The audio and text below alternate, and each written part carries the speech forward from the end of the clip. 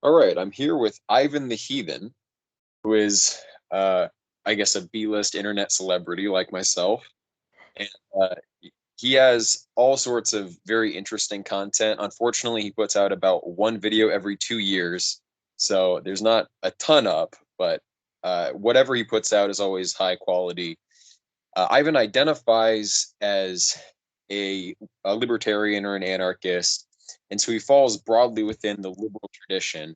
Now, Ivan has spoken about the history of political thought and theology and their intersection before. He's covered significantly a book by David Gillespie, The Theological Origins of Modernity. Very Michael Gillespie. Oh, I'm sorry, Michael Gillespie. And that was enlightening to me. It really broadened my perspective on the influence of theology on political thought and its development. Um, so we're going to be looking at the influence of Christianity and theology on the origins of liberalism, the development of the concept of liberalism, where its true origins lie. A lot of people know about the English philosophers, Hobbes, Locke, Mill, but they don't necessarily know about some more obscure continental sources that were influential. So this will probably be a pretty broad-ranging discussion. And he is the subject matter expert. I'm mostly going to be just asking questions of him, and hopefully he can enlighten us in the way he has on so many other topics on his channel, which I will put the link for in the description. So anyway, we talked a little bit about where the best place might be to start. And, it's been pointed out by many commentators that there are implicitly liberal ideas in Christianity itself. So I guess starting with like primitive Christianity, would you say that that's the right place to start tracking this development of this kind of method of political thought? And what is the essence of it if it does come out of Christianity? Where is that inception point? Well, I mean, Christianity is, I would say, probably as good a time to start as any. Actually, if you kind of stretch it a little bit, you can even find some ideas from classical antiquity that kind of adumbrate liberalism. But if you go further back than Christianity, you're really sort of stretching. And I do think that Christianity represents a major inflection point. You could start earlier. I mean, a starting point for these kind of things is always going to be arbitrary to some degree. But it's as good a place to start as any because the kind of slow permeation of Christian ideas through older classical ideas and through general ideas about politics over the centuries have wrought a revolution. And one of the many consequences of that was liberalism. By the way, just a little comment. You're very kind for calling me a B-list internet celebrity. Frankly, D-list would be kind. So, but yeah, I mean, I think Christianity is a good place to start, definitely. Great. So, what verses from Scripture do you think point to the kind of individualism that's inherent in liberalism? When I think of liberalism, I think an ideology that emphasizes individual liberty.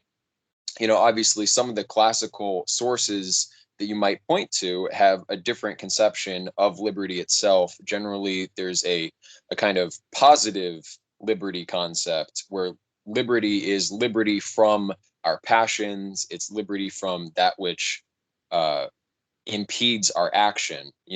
Like happiness for Aristotle is the unimpeded exercise of our proper virtue. And that's one concept of liberty, but it's quite different from this negative liberty concept that has come to dominate in the last few centuries of liberal thought. So in Christianity, do we see some kind of shift from a positive liberty to a negative liberty? Where does this idea of removing constraints from the individual really take off? Is there precedent for it in Scripture, would you say, or the church fathers, or where do we see this? Well, I don't think it starts right away, but it's a sort of slow process that takes centuries to unfold.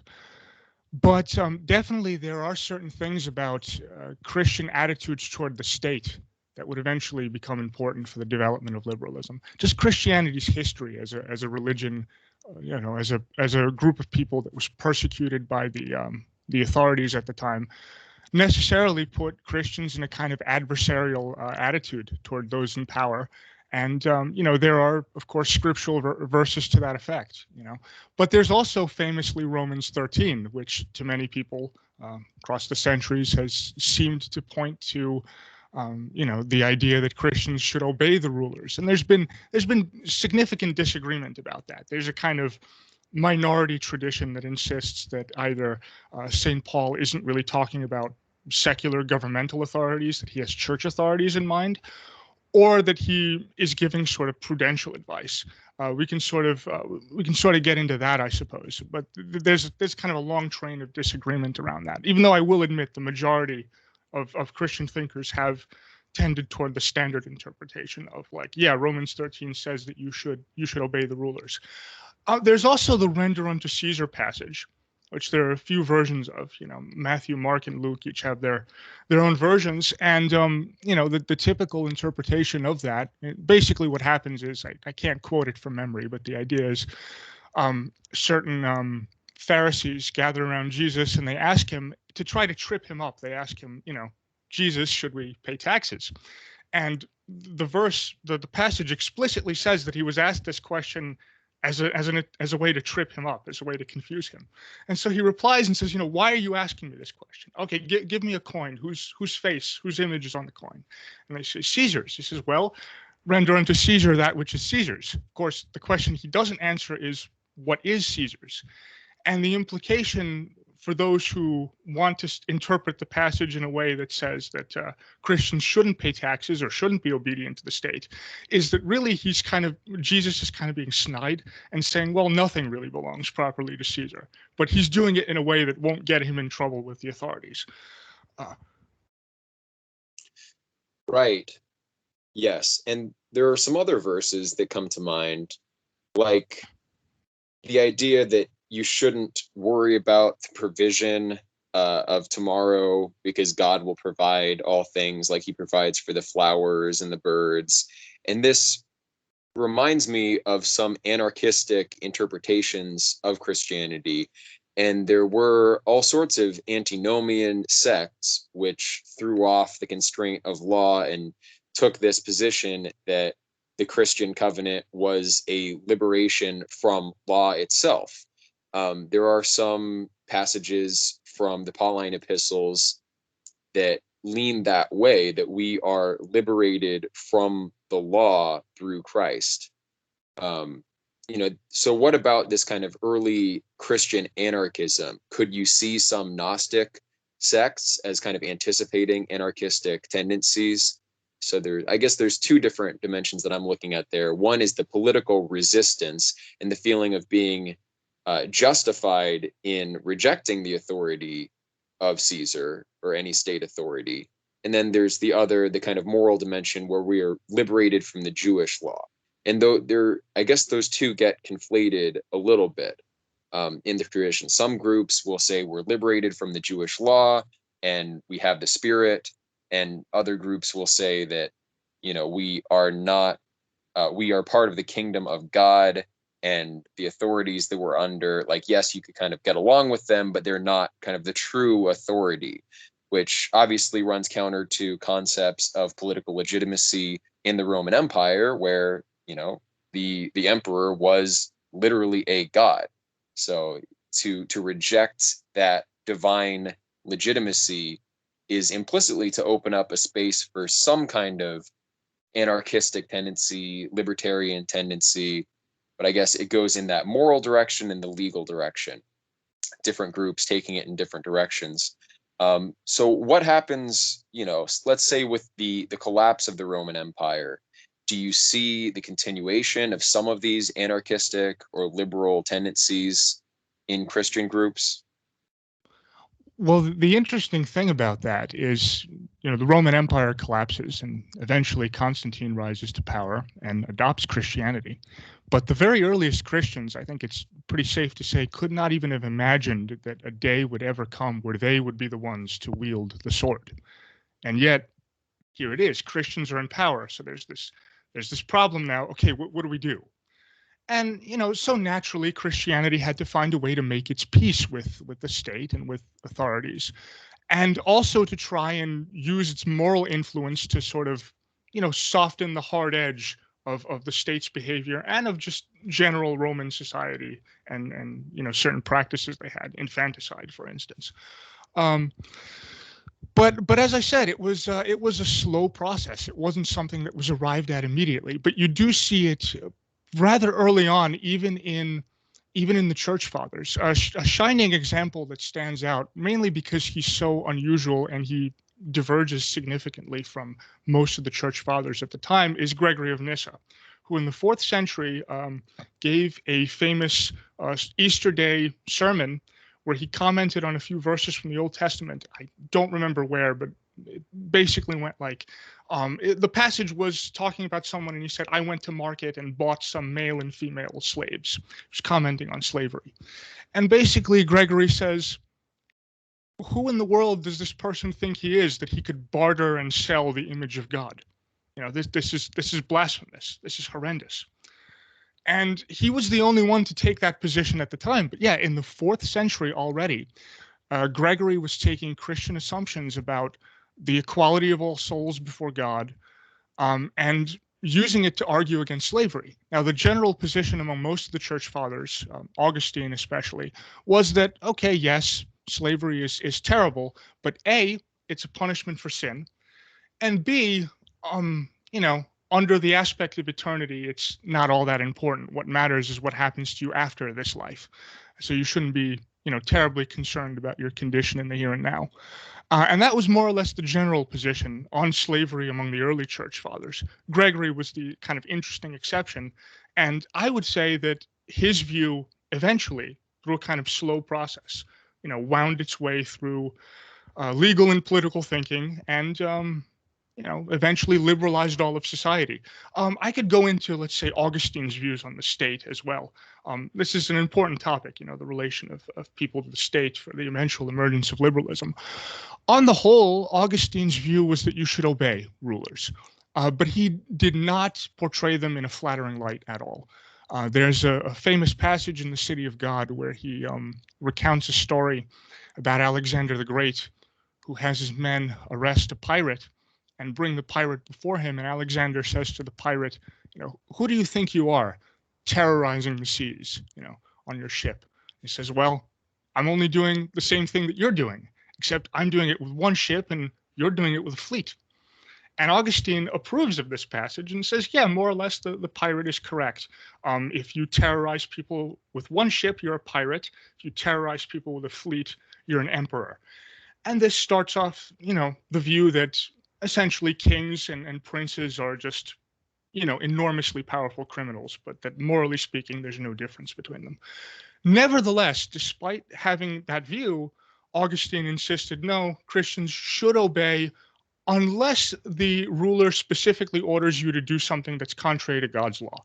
Then you're required to disobey. However, even if you disobey, you are still required to accept whatever the punishment is for that disobedience. So that was sort of Augustine's view.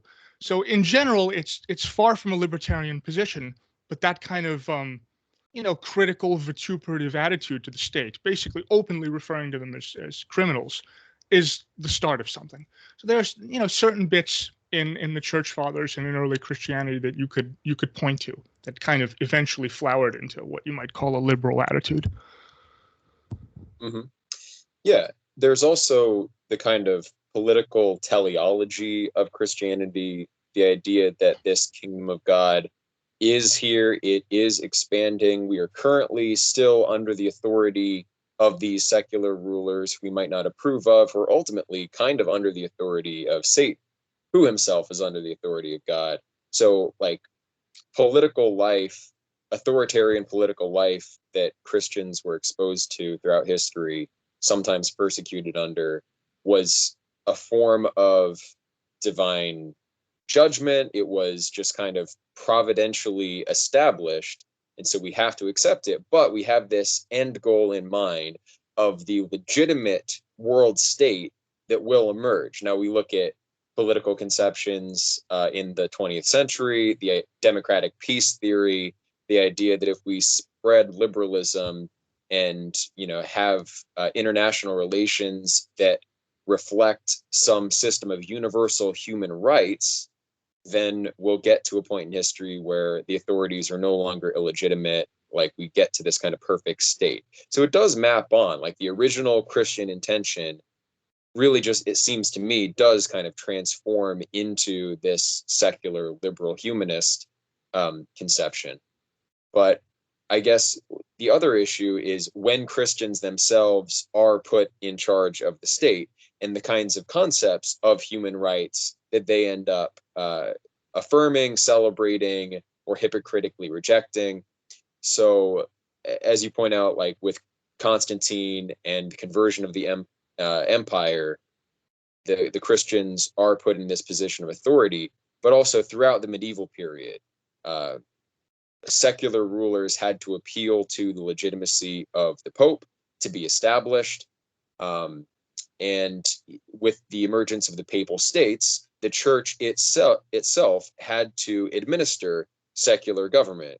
And so they had to deal with issues of law. So how do those Christian notions of rights get into the law in the Papal States, into concepts of international law under this kind of unified Catholic Europe of the medieval period? When the Church was in charge, what notions of rights did they bake into all subsequent notions of Western jurisprudence? Well, you could certainly say that in the High Middle Ages, let's say between about 1050 and 1150, there began to emerge out of the Church's canon lawyers a certain conception of human rights. But we're still, even though this is true, we're still quite far away from what eventually becomes the liberal notion.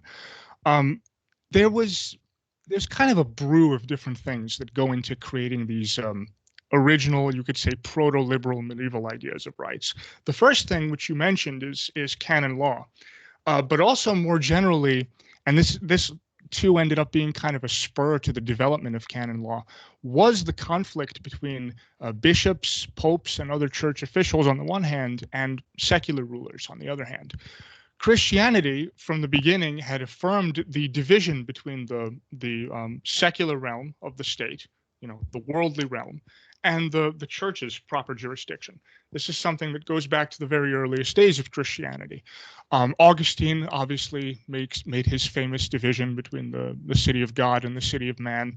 And there was also the famous incident with St. Ambrose around the year 400, where the Emperor Theodosius was perhaps not directly responsible, but at least oversaw the massacre of some people in Thessaloniki. There was accounts aren't clear on exactly what happened, but there was a riot and some soldier got provoked and things went crazy and the soldiers ended up massacring a bunch of people. And since the soldiers were under the emperor's command, Ambrose basically said to the emperor, like, look, you have to show contrition for this. Like, this is unacceptable. You can't, you have to apologize for this. You have to make amends. And until you do, he said, I will not allow you into the cathedral in Milan, and I will not give you the Eucharist. And amazingly, Theodosius agreed. This was an extraordinary incident, to think that, an emperor would bow before a cleric. This is astonishing, prior to Christianity. But yeah, so Christianity did have this division between the worldly realm and the sacerdotum, the church, the religious, churchly, ecclesiastical realm. And this began to grow and grow in prominence during the High Middle Ages because kings and church officials began arguing with one another over their proper respective jurisdictions. The Investiture Controversy is a famous example of this. Basically, King Henry IV got into an argument with the Pope, trying to remember who it was, Pope Gregory, as I remember it, about who had the right to, install bishops, basically, appoint bishops. And the Pope insisted, obviously, that this is a matter that can only be relegated to the church. Only the church may have jurisdiction over this. And the king, for his reasons, wanted him to be the one to do so. So this went on, and eventually it was resolved more or less in favor of the church. But events like this, were conducive to the development of separate legal systems. And eventually the idea emerged of the church as a kind of transnational body, which stood above all of the individual kingdoms and whose legal system, whose canon law, especially in the event of a conflict between the secular law of one prince and the church's law, ultimately stood above the secular law. You mentioned that emperors, to really be crowned as emperors, had to have approval from popes. This was another method by which the church asserted its power, asserted its jurisdiction. And how this is all relevant to liberalism is that in the midst of this conflict, coming out of this conflict between these two realms, there emerged a kind of space for the development of freedom. I say that because given that princes and church officials were constantly squabbling with each other, none of them ever were able to fully dominate the other. And so there was no ultimate kind of central authority. Even if one battle was won, say, by the king, or one battle was won by the pope, at some future point the tide would reverse. And out of that conflict emerged a space for freedom, emerged this kind of decentralist conception, and also emerged the idea of ultimate limits on the state, the idea that the Pope could come in and say to the king, no, you may not do this. You may not wage war here. You may not tax your people this way. You are required to adhere to God's law. The idea of placing limits on the state, that was all very important to the development of liberalism. That's one aspect of the brew that I want to talk about. The other aspect is Germanic law. And Germanic law really, it was, in the way that it actually emerged after the fall of Rome, it was kind of integrated and mixed together with elements of Roman law. But the basic point is that the barbarian tribes, they were all the men in the barbarian tribes were all fiercely independent men, not easily pushed around. And although they elected their kings and swore fealty to them and so forth, there was not this idea of the king as this absolute monarch. The king was seen more or less among the Germanic tribes as a kind of primus inter pares, a first among equals, someone whom the great men of the group of the tribe elected and put into power and could conceivably, if he misbehaved, remove. There was also the idea among the Germanic tribes of the law as this kind of ancient thing that persisted from time immemorial and therefore did not change. It was an objective thing which, if the king violated, would then create grounds for his removal.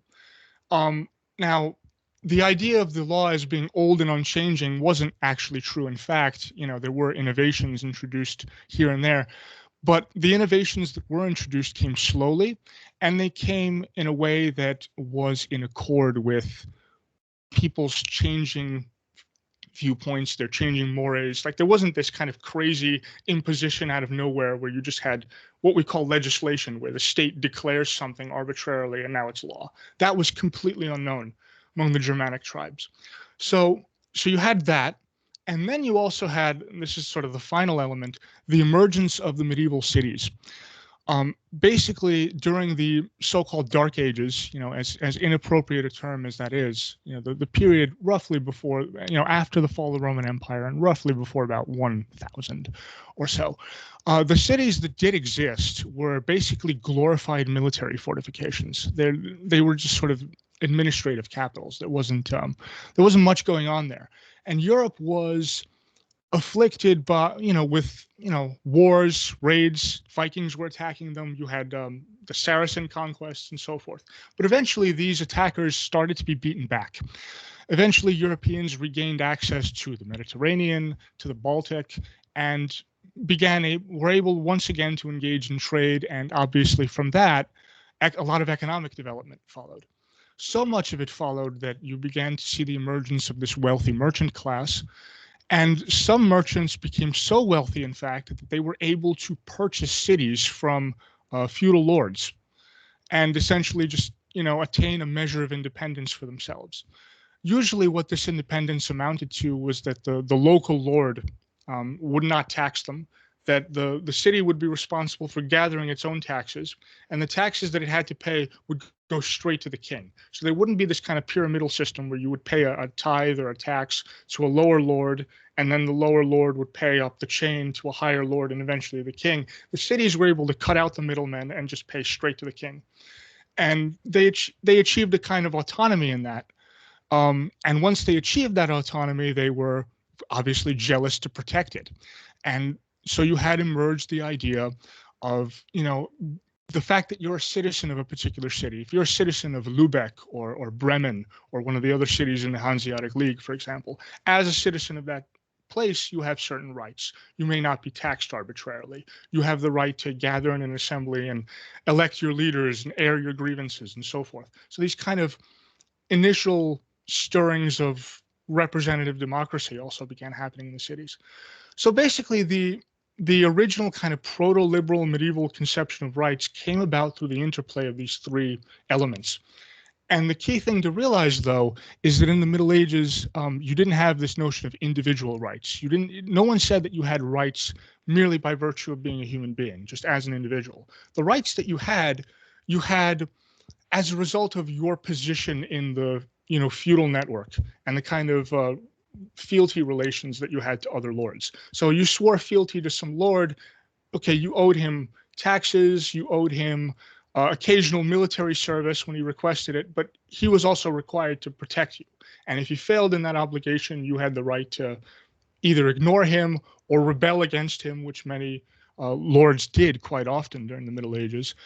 Or again, as I mentioned, if you had rights because you belonged to a certain free city, city in the Hanseatic League, for example. It got to the point actually where if you were a serf and you ran away from your lord and you made it to one of the free cities and you were able to reside there for a year and a day, you were automatically given your freedom. The expression eventually emerged in German, Stadtluft macht frei, the city air makes you free. So this was kind of the brew in the Middle Ages that generated what we might eventually, call rights and liberalism. Yeah, that's a very interesting way of looking at it. So markets are relevant at several levels. Just to comment on some of the things that you said. In the first place, there's this kind of market for authority between the church and the various European lords and kings. So if your sovereign isn't living up to whatever expectation you have, there was the existence of church authorities to potentially appeal to. So it sets up this dynamic where neither the church authorities or the secular authorities are, like you say, are able to completely clamp down. Now, looking at the example of like Charlemagne, the first emperor who's crowned Holy Roman Emperor in the year 800 by the Pope, he, thinking about the way that he actually instituted his legal reforms, he had to rely on clerics in the first place. So this goes beyond just the existence of the church and the state as separate institutions, creating this kind of market for aspects of sovereignty. You also have the interdependence of both institutions, where the secular authorities couldn't operate without the literate clerics who they had to borrow from the church, and then the church couldn't really enforce any of its it couldn't enforce its will without the cooperation of these various European sovereigns. The Crusades would not have meant much, without the existence of these Holy Roman emperors or the various European kings that they could appeal to. So the other aspect of markets are the literal market towns coming from, would you say that the Hanseatic League and these free cities descend from the market towns established by Vikings? Because I know the Frisian market towns and the market towns that led to the development of the Kievan Rus were really just trading posts that kind of emerged and developed mainly through the activities of Vikings. And that's how you got this kind of transition to more of the feudal system, the landed gentry, with these former Vikings kind of entrenching themselves and wanting to maintain monopoly rights on these market towns. I think you mentioned another kind of dynamic, but the precedent for these mercantile centers goes back to the 10th, 11th centuries. in Frisia, in Poland, in along the Volga and the rivers in Ukraine. So are these two aspects connected? The later existence of the Hanseatic League and the free cities, and these kind of primitive market towns which the Vikings initially established? Well, I do know that Venice, in its early days, had a connection to the Byzantine Empire and was able to sort of develop culturally and economically as a result of that connection, but eventually kind of broke off. The way I've usually seen the story told is that the sort of Western cities, the Hanseatic League cities, the Italian city states, and so forth, the merchant class emerging there wanted to be, left alone to transact business, and the lords were kind of annoying. So they kind of got together and got enough money together where they said, okay, Lord so and so, you need money to wage a war. Okay, here we have a bunch of money. Go wage your war. But if you want this money, you have to leave us alone and not tax us. And many lords took the deal. As far as like the relation between the Viking towns, I honestly don't know. I mean, that seems like something further out to the east. So maybe there wasn't quite as much interpenetration going on there because of the separation. I mean, I don't know. What would you have to say about that, actually? Like, what would you see the connection as being, if there is one? Well, I mean, that would have been the mechanism by which a lot of these political dynasties first emerged. Like a lot of the royal lines obviously descend from Charlemagne himself, but there were elements going on in Poland, in Russia, and Frisia in particular. There's like the hot spots of this variety of market town that did emerge, where you know market towns would naturally begin to be established, and the Vikings were decentralized. There's no single leader, obviously, but the market towns wanted protection, and these Viking warlords wanted monopolistic rights to taxation of these market towns. So this is the kind of market-like dynamic I'm talking about, where you got a market for political leadership, and there was bargaining between a merchant class and a warrior class for these particular kinds of relationships of protection, like a patron-client relationship. In some ways, it's very similar to the kind of primordial Proto-Indo-European system of law, which largely emerged from this kind of explicit recognition of a patron-client relationship where I protect you, and in return, like I give so that you may give. I get something out of it. The whole idea of Indo-European law had a very mercantile flavor in a certain respect from its inception, and you see that with the Vikings. The Vikings are very Indo-European in their mode of raiding, and then bringing their expanding out from a central hub, moving out, appropriating resources, uh, retreating. Like this is exactly as it took place in the early days, where they would go out on horseback, raid the tribes of the Kukateni Tripoli culture, and then come back with the booty and some women and whatnot. And the same kind of model existed, and this patron-client relationship, I think, is carried forward in the establishment of certain market towns in certain regions that were heavily influenced by the Vikings. Just wasn't sure about the historical connection between those later free cities like Danzig, like the other cities that you mentioned, and some of those early market towns that grew into fiefdoms due to this kind of monopolistic right. But then there are other places that the Vikings went that led to more traditional feudal relationships, like when the Vikings, or when the Anglo-Saxons came into England, for example, they just wanted monopolistic rights to the land, right? It wasn't so much about market towns and trade routes. It was more just kind of the traditional feudal system of land claims, essentially. So I guess that's the basic distinction there. In either case, though, you have a very decentralized market for sovereignty with different claimants, and these claimants see in the church a source of political legitimacy. Like this is probably one of the reasons why so many warlords converted to Christianity in the early medieval period, like the 9th and 10th centuries, when a lot of this was going on in Poland, in other Baltic countries, because like there were a lot of Arian Christians in the continent, continental Germans, although most of Scandinavian Germania wasn't converted yet. Some of these Viking warlords ended up converting because that would give them an edge over their competing warlords to establish sovereignty. So basically, just pointing out the fact that you had a market for sovereignty, you had different sources of political legitimacy, and some of this bargaining resulted in a space opening up for freedom, where you could leave one place and go to another warlord's territory if you had more rights there.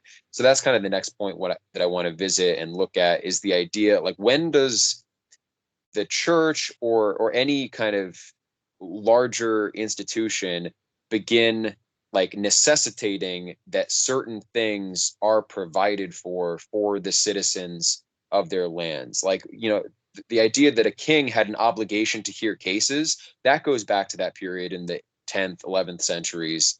Does the church have a hand in enforcing that, or is that a result of this kind of primitive Germanic law? The idea that you come to the king with your case, and that's one of the main duties of the king. Does the church have any hand in kind of enforcing some of those ideas of like what perquisites and requisites are appropriated to the king respectively and to the people? Like, to my recollection, I think the church does have some kind of hand in that, in enforcing this basic idea of political rights, where a person has a right to justice. Am I mistaken in that, or does the church have a hand? No, certainly. The big card that the church had to play in those days was that if you were a king and were just ignoring your subjects and not hearing their grievances and just kind of ruling for your own benefit to aggrandize yourself, if things got bad enough, the church would just threaten you with excommunication.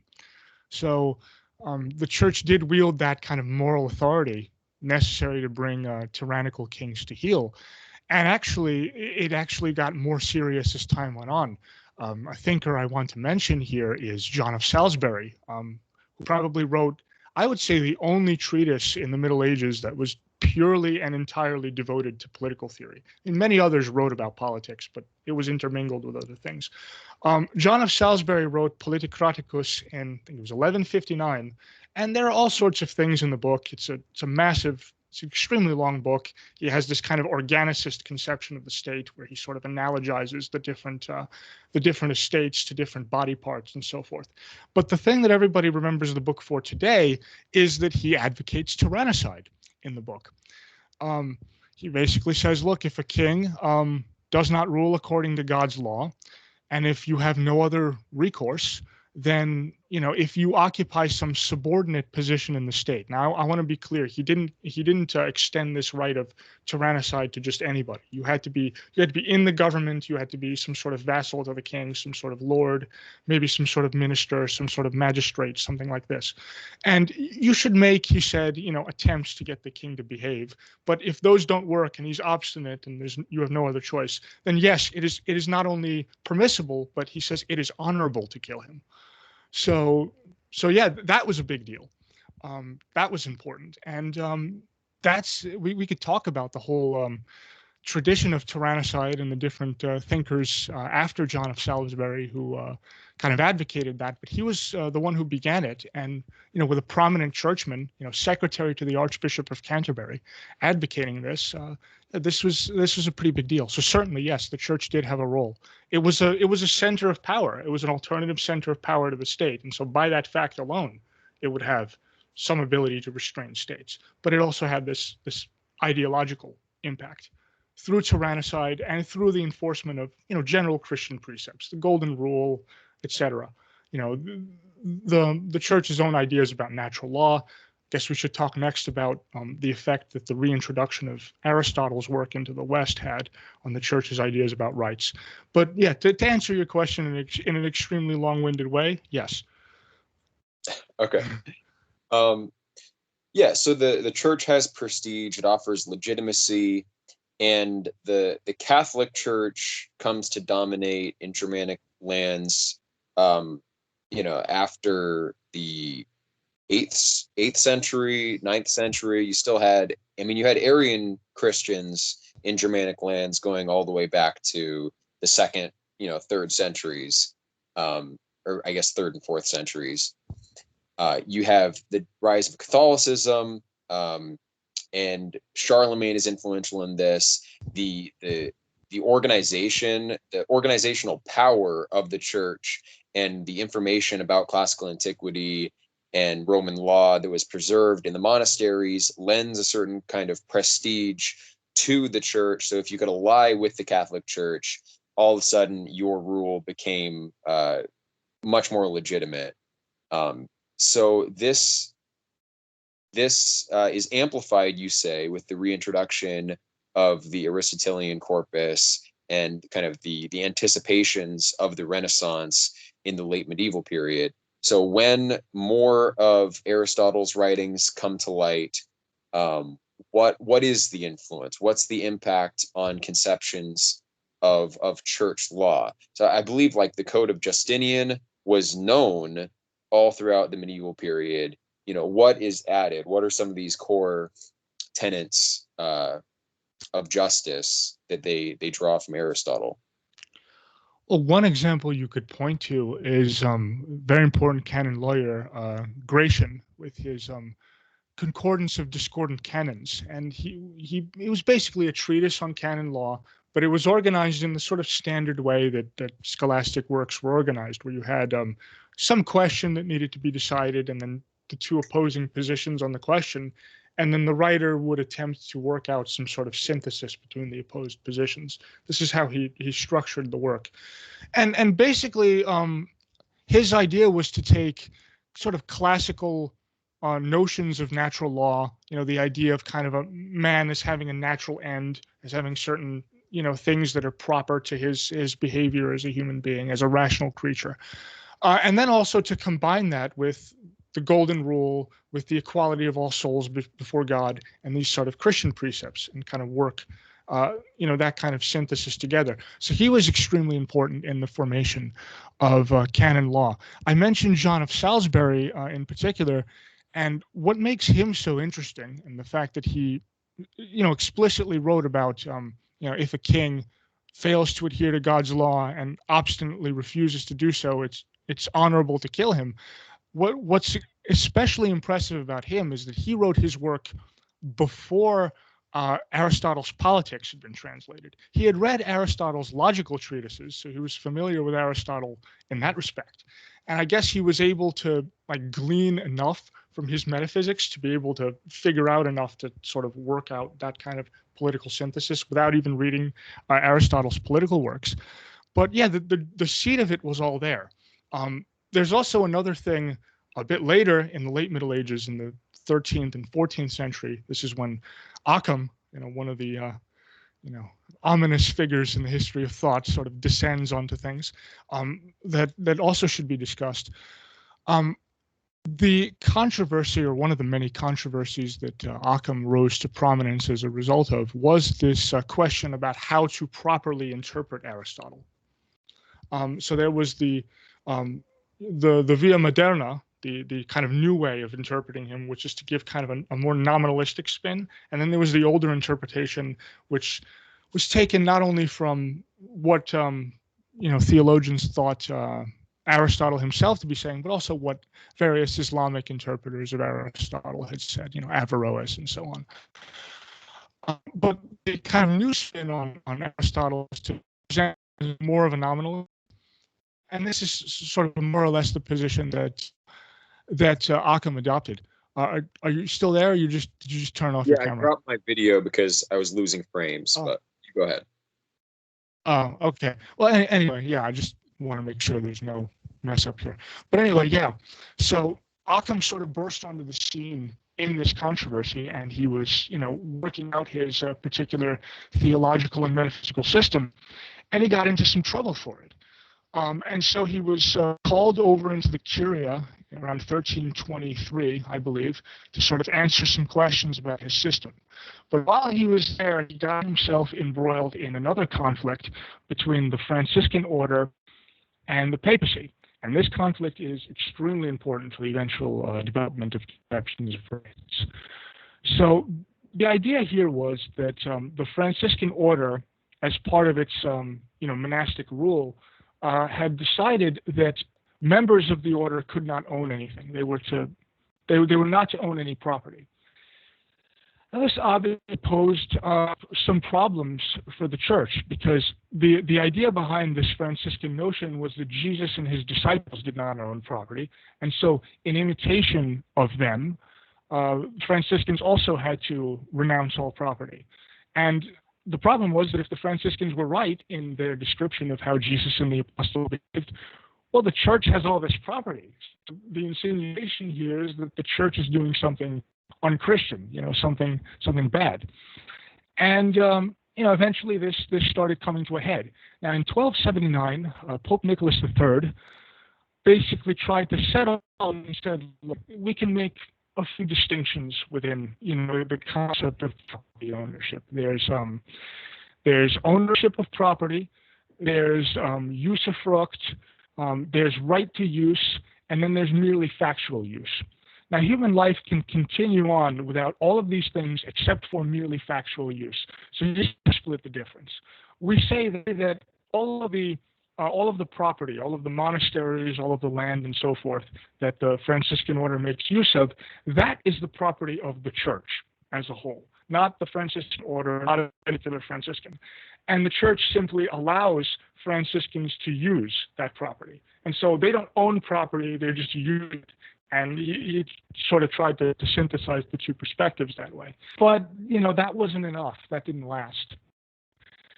And eventually the more extreme Franciscans began asserting themselves, against the right to own property, saying that Christians should renounce property and so forth. And this all came to a head when Pope John XXII issued a famous bull where he basically said, okay, now it's time to intervene in this and shut it down. And he asserted the kind of classical, quasi-Aristotelian idea of natural law, and said that property is a natural right, and that it existed even in the Garden of Eden, and so therefore it is heretical for the Franciscans to assert that Jesus and the disciples did not, in fact, could not own property. So that was his attempt to sort of shut that down. Occam was told to intervene in this because one of his superiors, Occam was a Franciscan, Michael of Cesena, basically became convinced the Pope had uttered heresy. It ordered Occam to study these papal bulls and these other texts and sort of, try to work this out, which he eventually did. And he and Michael got in trouble and eventually had to flee. But it was kind of from this, in this whole conflict, that a more subjective and individualistic notion of rights began to develop.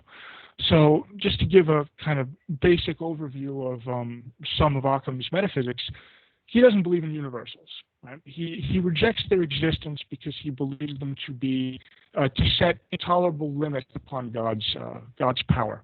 Basically, if universals are real and they constrain the structure of reality, then God operated within that structure, and he saw that as unacceptable. In his conception, God was pure will, unconstrained by anything, not even by the law of non-contradiction. Like God could make contradictions true if he wanted to, or he could completely reverse the moral law one day from what it had been the previous day, and so forth.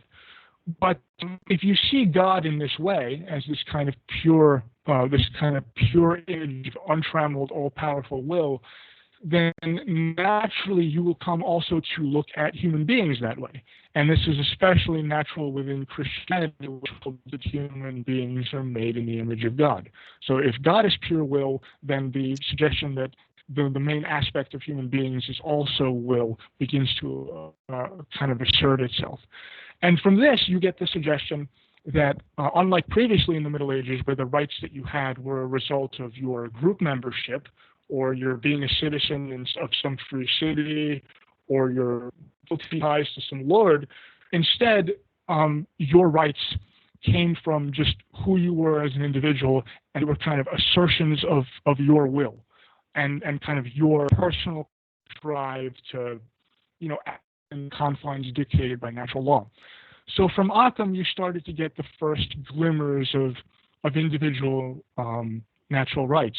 This is all very embryonic at this point, but I mention it because it's important. So this is kind of the last of the sort of medieval developments that are important for this eventual development.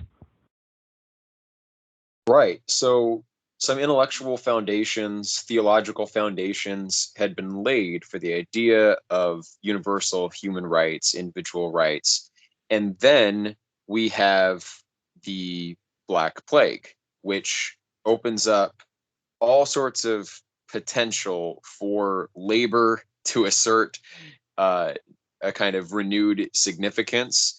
It opens up a new space for bargaining in the domain of rights, in the domain of like what do I expect from my sovereign? Because now all of a sudden my lord really needs me. He used to have 60 serfs on his manor, and now there are only 25 of us. That puts you in a good bargaining position.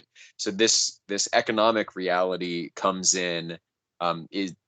Is that kind of the fertile ground out of which new forms of liberal thought develop? I mean, obviously, this is right before the Renaissance.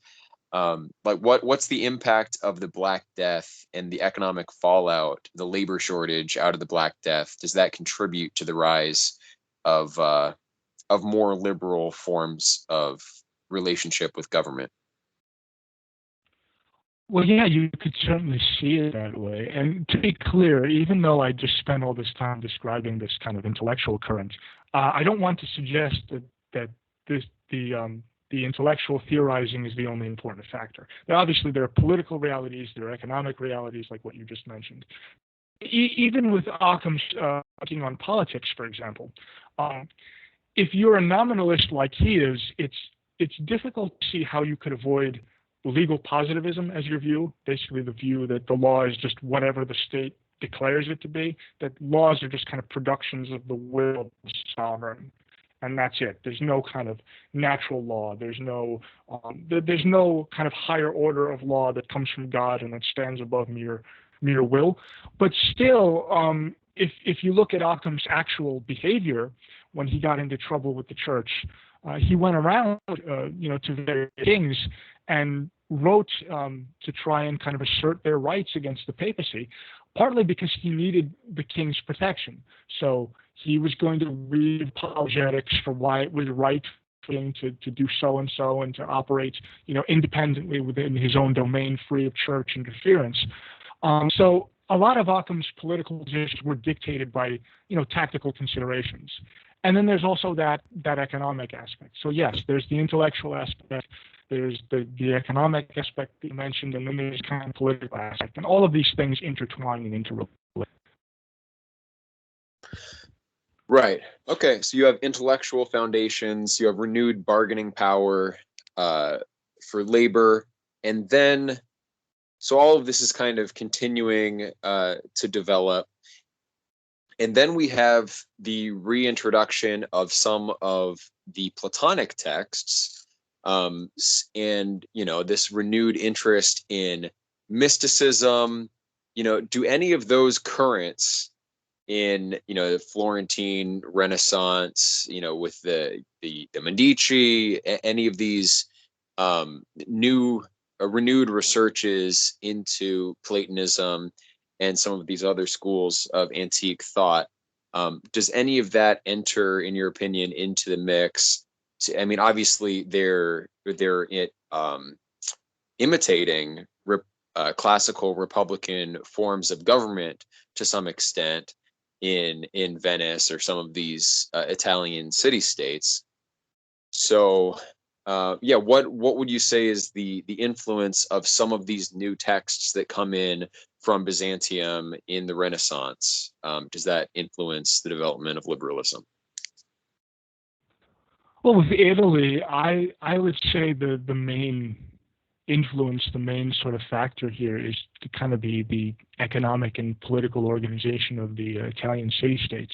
You had, in Italy, you had the same sort of thing that we've been discussing earlier, this kind of decentralized patchwork of small jurisdictions that all competed with from merchants rates in the most hospitable business environment. Ultimately, I would say that was probably a more significant development of liberal ideas than the reintroduction of Plato. I mean, as you know, Plato theory in the public is not exactly libertarian. I mean, certainly most people don't view it that way. There is kind of an interesting thing about the Republic where in the final chapter, Socrates seems to walk back everything that he said previously. So I guess you could get into an argument exegetically as to how to really interpret the Republic and what Plato's views really were. But generally, Plato is not seen as being really hospitable to liberalism. He was strongly opposed to democracy, being an aristocrat himself, obviously.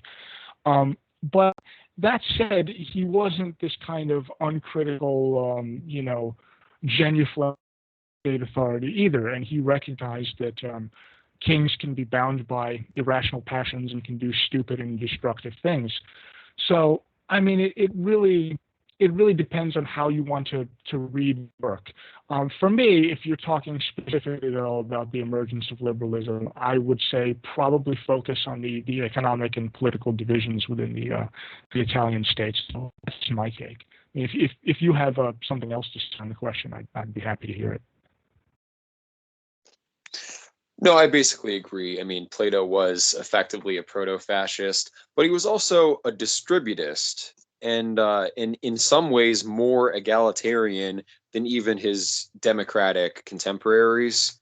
He was accepting of women in positions of authority in the Republic and in the laws. I mean, he advocates a certain level of basic subsistence level assistance, social, a kind of social welfare net. Some very modern political ideas as well. But I think you're probably right that it doesn't directly; those intellectual currents don't directly contribute. Although I would expect that influences elite thought. Some of these elite families like the Medici begin to, I guess, have a renewed interest in ideas of natural rights in a Platonic conception and the idea of a kind of political teleology in a Platonic conception. Plato is the social engineer par excellence. He has this kind of grand scheme for reshaping society. Now, obviously, liberalism required this kind of grand social engineering to ultimately be brought to fruition. So I wonder if members of, elite families in Italy and then later on in Germany, the Netherlands, who were up to date on the intellectual currents, if some of those Platonic ideas of a basic kind of distributist social welfare combined with this kind of we have to engineer this thing from the top down relatively covertly. Like, is that what gives some of these kind of hidden hand organizations and inspiration? Organizations like the Masons, like the Illuminati. The Masons have always been interested in Platonism, and they also end up advocating for liberalism being a major influence in the French Revolution, the 1848 revolutions. So it's kind of a paradox that Plato is so authoritarian and anti-democratic, and yet these members of secret societies who were effectively Platonists at a metaphysical level end up advocating for liberalism. I don't know what to make of that explicitly, but if there's nothing else on that subject, we can go a little bit later in time and look at some of the you mentioned some kind of early French theorists, political theorists who were very little known, who begin discussing some ideas that that would develop into liberalism. Are we missing some steps? There's some stuff that we should cover in the 1600s, or where would you like to go from here? Well, the French guys that I had in mind were 19th century things, so that would be skipping quite a bit. There is one thing though that I neglected to mention now that you brought up all this stuff about elite intellectual opinion and so on. As the kind of cut through jurisdiction between the church and the state was going on throughout the Middle Ages, and canon law was being worked out in such a way as to justify, the church as a separate institution with its own kind of separate authority, and that might open up a space for individual rights. You also had a kind of parallel development where kings within their own secular legal systems also to altering the law. Now, basically, within the church, just thinking about sort of internally within the church as opposed to the church and its relation to the state, the eventual culmination of these kind of legal reforms in the High Middle Ages was the doctrine of papal absolutism, of the idea that, ultimately the final authority, the final sovereign within the church was the Pope. And kings saw this happening and began basically mimicking the same pattern for their own secular legal systems. And so as you had the emergence of the space for parallel development within secular legal systems that eventually led to the rise of the absolute state. So when you say that it's ironic that Plato was this kind of elitist, sort of fascist figure, it could be. I mean, it seems reasonable to me. I haven't thought too much about this, but it seems reasonable to me that as the currents that would eventually lead to state absolutism were developing, and they were starting to develop at sort of the tail end of the Middle Ages into the Renaissance, and especially took off during the Reformation, it would make sense that you had a lot of were sort of interested in Plato. So he was this, philosopher from classical justify their own layers to grab power. So it would make sense that they would be interested in someone like that. Right. Would you go ahead and just turn off your video now? I am continuing to experience connection issues. I apologize. I know everyone's enjoying staring at Ivan's mug, but we'll have to suffer through. So yeah, where do we go then from the Renaissance period, where you had these competing city states? I think another point to mention is the rising importance of mercenaries. So this leads to the rise of the merchant class, even to a greater degree. You don't have a situation as you did in the earlier medieval period where a lord had the ability to recruit from his own native aristocracy, his own kind of vassals, and that was effectively the armed forces he had access to. In the Renaissance, you had professional soldiers who would fight for any number of city-states. And again, you have this kind of market opening up, and effectively, like, a prince could be made or broken based on financial power, mercantile power, rather than just the ability to control territory in an explicit sense. I think an important figure to mention, it's often said he's the first modern political theorist, is Machiavelli, writing in that Renaissance period with the importance of the condottieri and the Italian mercenary bands, and how you would effectively rise to power in that kind of context. It's not exactly liberalism, but it does again open up a space for competing powers, and leads to impels change and reformulation of social contracts. So what about Machiavelli? Would you say that his thought is influential at all on some of these later thinkers like Hobbes? I mean, there seems to be some connection in the basic logic of a figure like Machiavelli and a figure like Hobbes. Well, he's certainly influential on Hobbes. I mean, they have a very similar view of the nature of man. Both regard most human beings as kind of venal, corrupt, hypocritical, and self-seeking. So they're definitely alike in that respect. And it's good that you went to Machiavelli. I was kind of hoping to nudge you in that direction, because I just mentioned that in addition to this kind of development that led to the emergence of rights concepts, there was also a parallel event of the emergence of the absolute state. And Machiavelli certainly plays an important role in that. I mean, Machiavelli's political thought, the idea of the state as this ultimate expression of a political community that sort of brings people together and that guides them towards some telos, some shared good, all of that is gone. Like that doesn't exist in Machiavelli's thought at all. Machiavelli is a raw kind of realist. The purpose of power, the purpose of the state is to just stay in power and maintain your position where you are. And ultimately, yes, there is the idea that you need a strong state and a strong ruler who's willing to be cruel and brutal because that will be necessary to keep order. But the main focus is power for its own sake and kind of maintaining the ruler in power. These kind of older medieval conceptions of rule being directed towards the higher end are gone, and Machiavelli becomes really moral.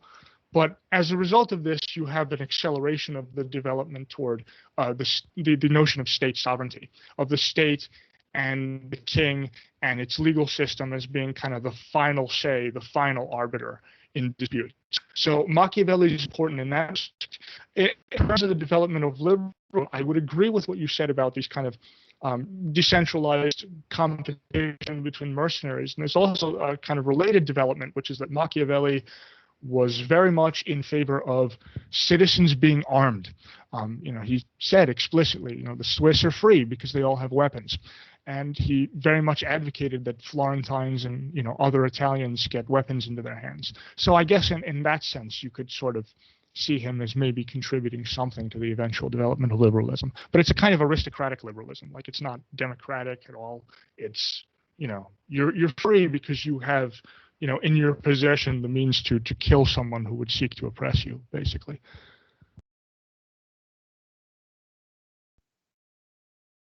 Right. So, when I look at this, it seems in a way that Hobbes is kind of retconning the justification for the state back onto the origin of modern states, which there's a good book by a guy, his last name is Strayer, on the origin of the modern state out of the medieval institution, like started by Charlemagne, effectively, like the rise of the clerks and the organizational structure of the modern state. Kind of does this genealogy of how it all really comes out of the model originating from Charlemagne. But anyway, with the origin of the state, Hobbes looks at the origin of the state and retcons in light of this kind of exploding of these ideas of like some higher purpose for sovereignty. In light of realpolitik, the only justification you can come to that isn't like just like blatantly like the philosophy of Thrasymachus from the Republic is to say that, well, we recognize that this situation is grim. Hobbes, after reading Machiavelli, it's understandable. He has this conception of nature in general and human nature as essentially corrupt, and then this logic is opened up, I believe, for the first time in the history of philosophy, where we can legitimate the state because we all agree that it's better than just being subjected to chaos. So, before the legitimacy of the state came from these religious authorities, and perhaps like at some level, Hobbes was right in that, the war band leaders who ended up becoming the early kings of the medieval period who founded these dynasties, some of them gained legitimacy because the people were willing to accept him because he was sanctioned by the church, or because of some other, religious ideological affinity they had. So they submitted to his authority kind of collectively, voluntarily, because there was that market for leadership, that market for sovereignty. So in a way, the way that Hobbes retcons the origin of the state in light of this Machiavellian realpolitik is onto something. Maybe it was the case that these earlier states were effectively brought about because of the consent of the governed at some level.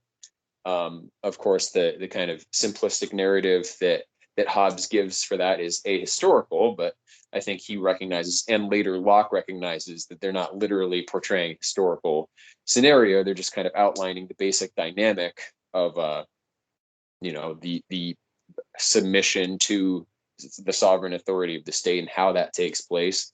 So is this, am I right in saying that Hobbes is actually the first person in the history of political philosophy to conceive of sovereignty as being grounded in some form of social contract? Now, I wouldn't absolutize that with Hobbes either, because he is still a monarchist. He does still give lip service to the relevance of like divine sanction to the king. But yeah, does he introduce this idea of like the consent of the governed with some kind of contract? He's usually thought of that way. I mean, there's a precedent for what he said in medieval thought. That plenty of medieval thinkers, going back even to someone like Monegold of Lautenbach back in 1085, who had a kind of primitive social contract theory, who essentially just said that people came together to sort of secure their defense and have a king to protect them and sort of enforce the law. But this was very embryonic back then. So yeah, Hobbes is usually thought of as the first person to posit a kind of explicit social contract theory. But as I was sort of preparing for this, and I started looking into a lot of obscure political thinkers, I came across someone who I'd never heard of before, who seemed very interesting to me. This guy named George Buchanan, who was a Scottish Calvinist, and he published a treatise back in 1579, so earlier than Hobbes, where he basically posited an explicit social contract theory, and he posited a pre-political state of man, and not only pre-political but pre-social. And what was interesting about him is that he didn't appeal to Aristotelian notions; he appealed to a kind of Stoic notion. The Stoic idea basically is that prior to the state, things exist in this kind of, I guess, almost like a primitive kind of anarcho-communist situation. And he posited that as being, the way that things were, and then eventually a king and government and magistracies and so forth were called forth by an explicit agreement of the people. So I actually think George Buchanan was probably the first explicit social contract theorist, but very few people remember him these days. If you want, I can talk a little bit more about him just kind of as an aside, because there are certain interesting aspects to his thought. Would that be okay, or is that a tangent and you don't want to go on it? No, please. Yeah, I'm always interested in obscure, little known figures. Okay, so as I said, Buchanan was a Scottish Calvinist. Now, if you look at Calvin's thought, his political thought, on the question of whether it is right for Christians to resist unjust rulers, in general, Calvin's position is no. You may not do so. In fact, in the early days, in the earliest editions of the Institutes, he cites Romans 13 and he gives it the sort of standard interpretation. And he says, well, no, you may not resist. You may not resist rulers, even if they're unjust, even if they're evil, even if they're obviously depraved, because this is God's will. And of course, for Calvin, the ultimate attribute of God is his infinite sovereignty. So, however, though, despite that beginning, as things went on in subsequent editions of the Institutes, Calvin began to soften on this position, and he began to soften on it for blatantly political reasons. In particular, when Charles V rose to power and he started, oppressing Protestants, Calvin was like, okay, yeah, maybe some resistance to state authority is justified here. But he was very circumspect in how he laid that out. He made very clear that yes, okay, maybe in certain circumstances, resistance to authority is justified, but it may not be done by individual citizens. It must be done by magistrates or other members of the state apparatus lower down from the king, and they, in their official capacity, can do things to resist the king, can block certain laws, so forth and so on, things like that. But he wasn't willing to go farther than that. George Buchanan, however, who was, as I said, a Scottish Calvinist and was at the time living under, a Catholic government, was, seeing what was being done to his co-religionists, and he went completely in the opposite direction. He gave a very interesting interpretation of Romans 13, first of all. He said, look, I know it seems like Paul is counseling Christians to be obedient to the state in all circumstances, but look at what he's saying. What he's actually doing, Buchanan alleges, is he's giving circumstantial advice, historically contingent advice. And he says, well, what would you say to Christians who are living under the yoke of the Turk, under the heel of the Turk, under his oppression? Would you tell them to resist? Well, probably not. You tell them to keep their heads down and not make too much noise. But even though you would probably tell them that, you shouldn't conclude from this that you therefore approve of Islamic rule. And he alleged that Paul was saying more or less the same thing in Romans 13. Also, an interesting thing that he points to is that Paul spells out in minute detail the proper relations that are to obtain between, husband and wife, between slave and slave master, and all these other sort of social relations. But he says almost nothing about how rulers are to properly relate to the ruled. And Buchanan alleges that this indicates that when Paul says to obey those who are in power, he's not laying down some kind of absolute principle. It's just this kind of contextualized, kind of circumstantial advice. Then he goes from that, and as I mentioned, Buchanan gives an explicit social contract theory of not only a pre-political man, but a pre-social man. Most social contract theorists, Locke most especially, as a kind of paradigmatic example, thought that there was a pre-political society, but thought that man had kind of innate social instincts. And so they didn't really think of a pre-social man. But Buchanan went even further than that. So he kind of justified political authority that way, as a kind of coming together to sort of avoid the inconveniences and the violence of the state of nature. But he said, if the king should be such as to, disobey the law of God, then not only are lower magistrates and lower kind of officials in the government justified in resisting him, but resistance is justified down to the individual, and any person who can take it upon himself to kill him, to kill the king when he's being unjust, should do so. So he was not only the first social contract theorist, but at least in his time, he was also the most radical tyrannicide theorist. But yeah, almost nobody knows about this guy. As I said, I hadn't heard about him myself until just a few days ago. Fascinating. Yeah. The idea of the pre-social man is still not entirely clear to my mind. Could you expand a little bit more on what exactly he meant by that? Well, I'm not sure myself, because I haven't read his work directly yet. I've kind of found a few secondary sources. So to be perfectly honest with you, I don't know, but that's more or less what I was able to glean. Okay. All right. Well, there's some homework for whoever's interested. So we have a century between Hobbes and Locke, just about. Are there any major developments? I mean, obviously, the influence of Locke is well known, extremely influential on the founding fathers of our country. I believe he had a role to play in the Civil War in England, unless I'm getting my timeline wrong there. But anyway, what's going on in this century in between Hobbes and Locke? Are there some theorists that we might look to who contribute to the development? Yeah, we should definitely talk about the English Civil War.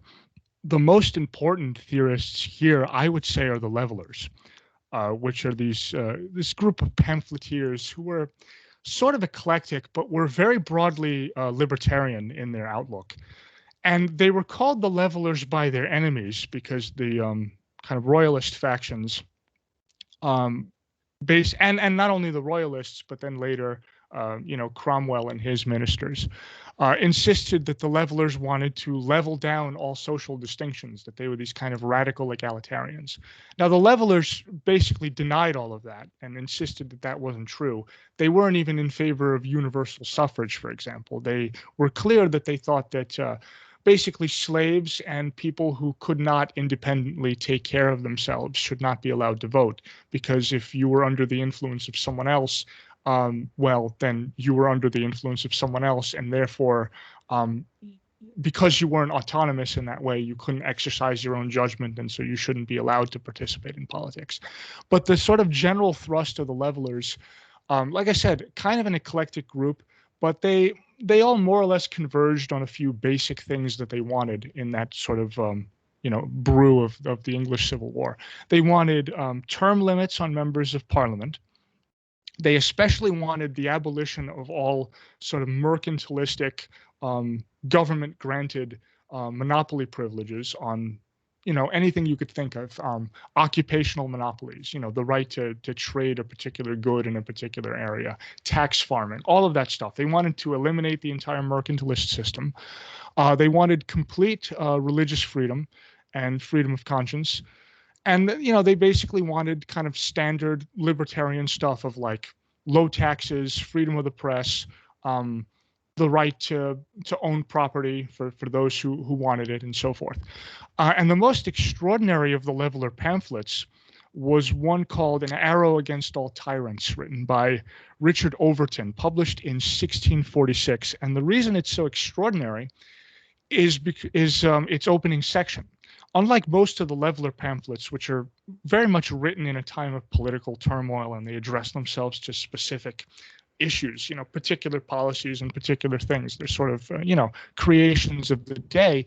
The opening section of that pamphlet made a very kind of abstract argument.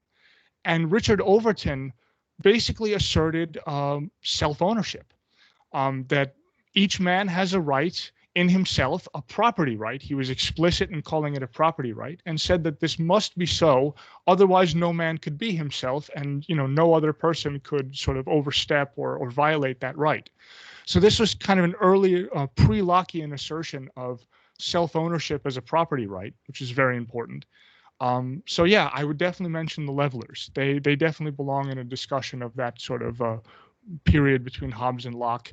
And there are some, a few kind of lesser figures, like you might talk about James Harrington and his views on how weapons ownership is important to the distribution of political power, and what he said about kind of the economic base of political revolutions, and how the turmoil of the English Civil War was basically fought over land ownership and who had the rights to land being the kind of central productive resource of the time. So yeah, there are a few other minor figures.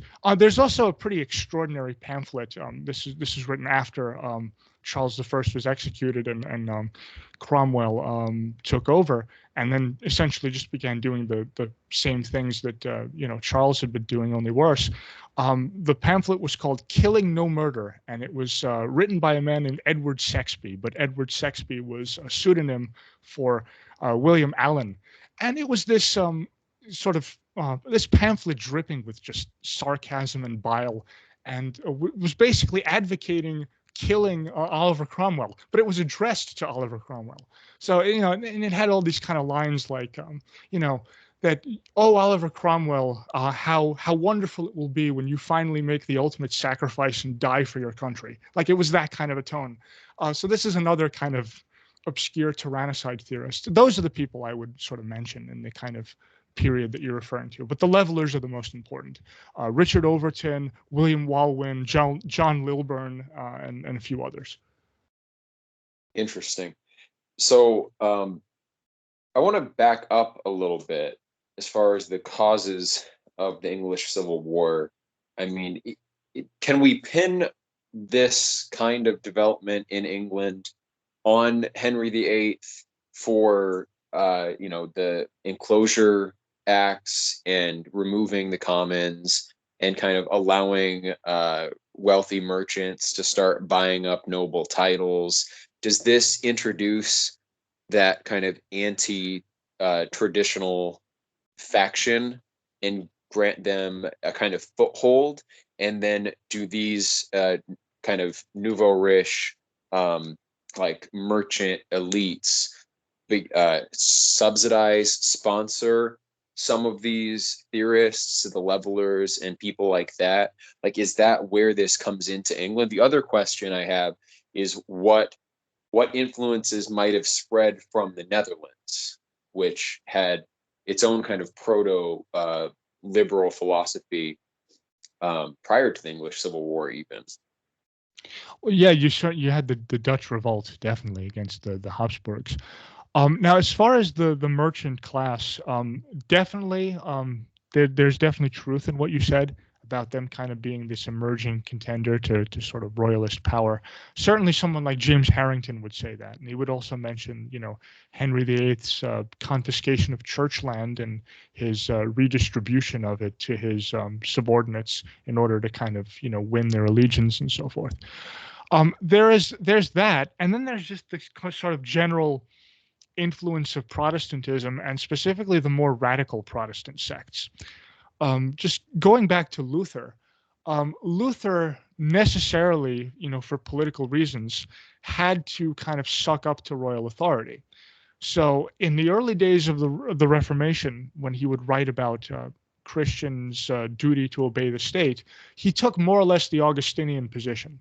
So, he admitted that, yeah, okay, basically, like most kings are just these kind of horrible, thieves writ large, and they're basically just criminals with armies behind them. But nevertheless, Christians should obey them. And the depredations and the violence and the horror and the oppression that they might visit upon you, that's just a punishment for sin. So he took that kind of standard Augustinian line in the beginning. But then after 1530, and especially as a result of the fact that the kind of radical Protestant sects were emerging, people like the Anabaptists, he took he took a totally different line. And although he sort of justified in the early days bits of resistance here and there, after 1530, Luther was just like, no, you obey the state totally. And he did this because you had Anabaptists kind of running around and causing chaos.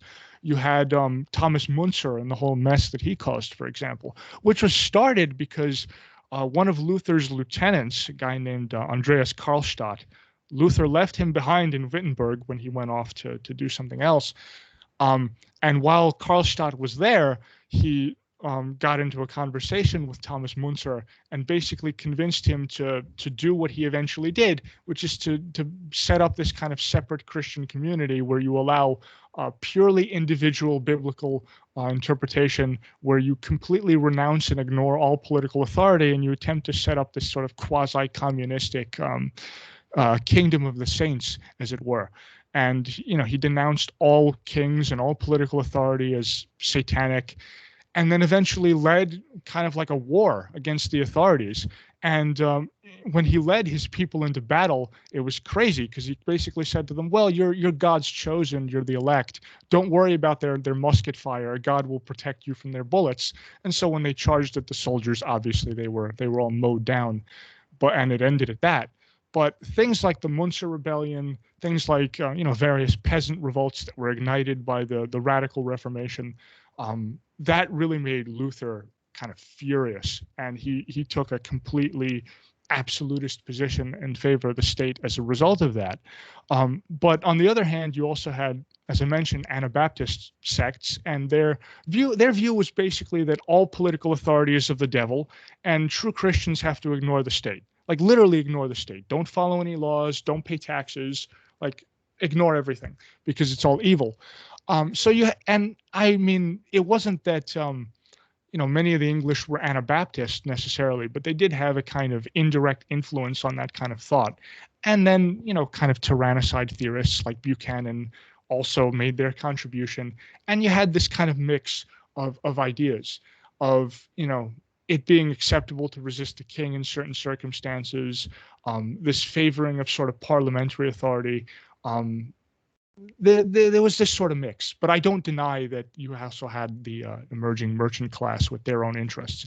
On the specific question of whether the levelers were funded by any wealthy merchants, I don't know the answer to that, but I really doubt it, because the leveler pamphlets were printed on this like really cheap paper in these underground presses. It was like a really shoddy operation, very very samizdat.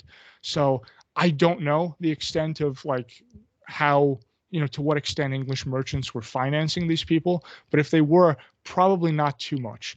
But even so, definitely the interests of that kind of emerging commercial class were being represented in the English Civil War.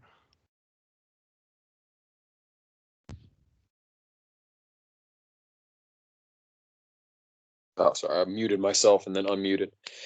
Mm. Yeah, okay.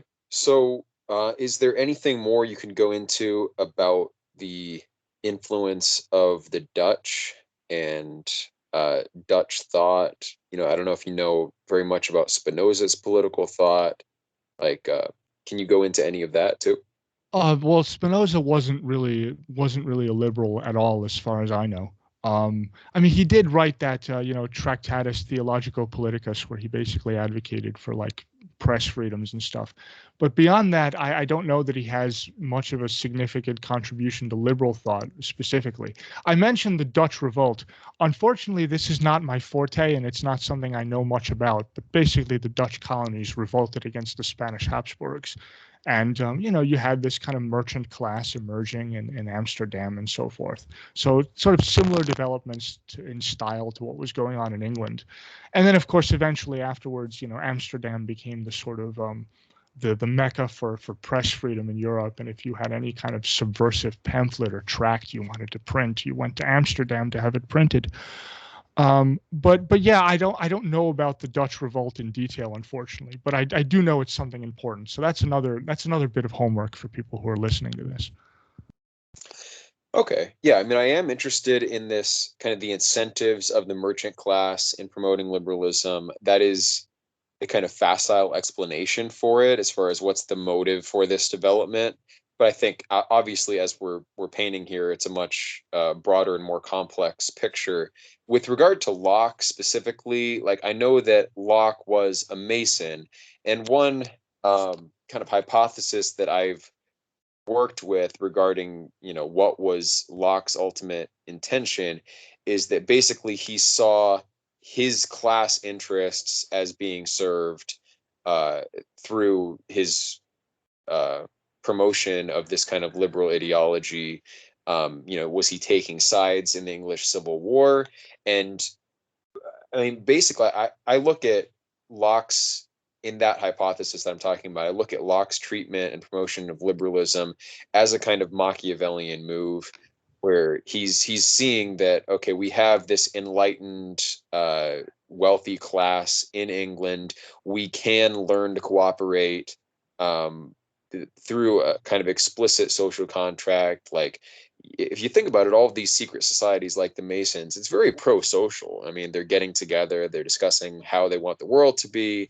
Is this the real intention with Locke? Do you think he's completely earnest in his promotion of liberalism, or does he just see that there are a lot of guys in a similar social position to me who I can communicate with and say, we have something to gain by getting together?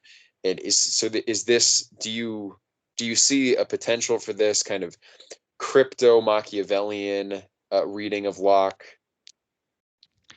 Well, I don't discount it totally. There definitely, for everyone, self-interest plays at least some role in their behavior, and to that extent, you have to allow some space for the kind of thing that you said. Um, Now, the thing with Locke too, though, is he tended, and this is especially because of the times that he lived in, the kind of tumultuous, violent times, to really want to sort of keep his head down and do everything that he can to not appear especially radical. So when Robert Filmer criticized his social contract account, he basically said, and I think this criticism is valid, honestly, which is that if you want to say that only a state is only justified if it emerges in consent, well, no state can fulfill that criterion, and so therefore you're kind of a crypto-anarchist. Now, again, Locke vehemently denied this, and I don't even necessarily think that he was being insincere in doing that, in issuing that denial.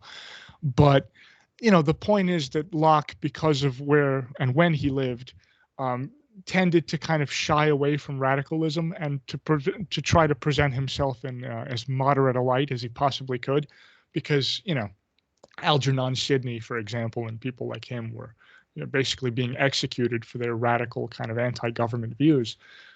So there is that. There might be that Mason connection that you mentioned, and there's also kind of Locke's general desire to keep his head down. So it's all a mix. Now, as far as commercial interests, well, Locke was an economist also. I mean, he understood economic theory, and he understood that, from private ownership and competition and so forth, you can generate vast quantities of wealth. And he understood that the mercantilist system that was in place at that time did choke off economic development and allowed for poverty to persist to a far greater extent than it would if those restraints were removed.